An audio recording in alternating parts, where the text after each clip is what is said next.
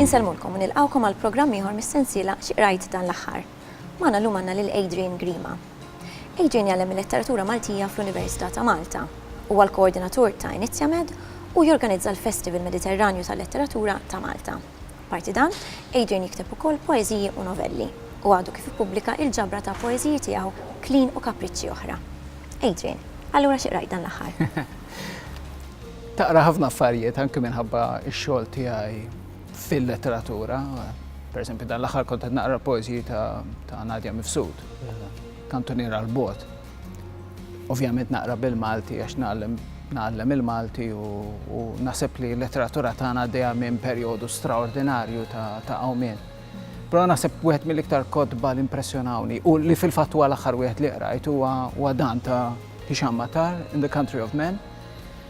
Huwa romanz straordinarju li ilu ftit l-ħareġ issa fl-2006, però huwa romanz li jibqa' verament frisk, verament straordinarju għaliex jirrakkonta l-istorja tal-Libja taħt Gaddafi, qed ngħidu 10 snin wara li Gaddafi ħal poter fideh.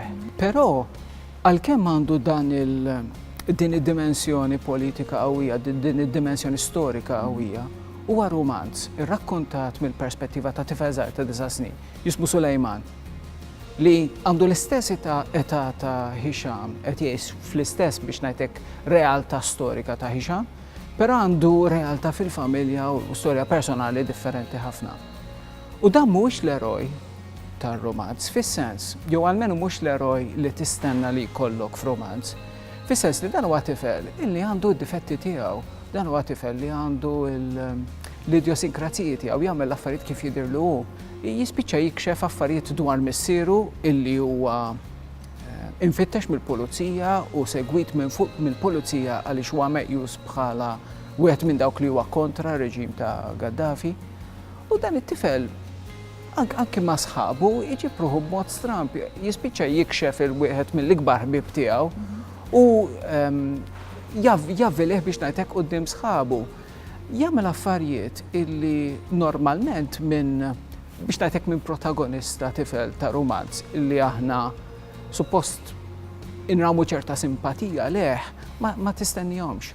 F'dan is-sens huwa karattru uman ħafna.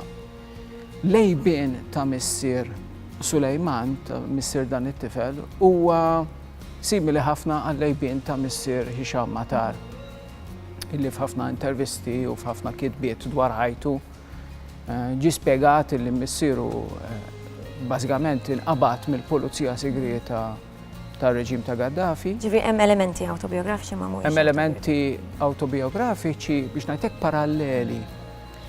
U allura missieru jinħataf mill-Kajr fejn kien eżiljat, jittieħed fil-ħabsijiet ta' Gaddafi u jispiċċa josfor hemmhekk. Jinsema interessanti ħafna. Grazzi ħafna tal-iqsamt dan il-ktieb magħna, Adrian, għaddilna l-ħin, sfortunatament. Aħna nirringrazzjawkom tal-li kontu magħna u narawkom il-ġimgħa d-dieħla fl-istess ħin. Sadattant tinsewx aqraw maqar nitfa' kuljum.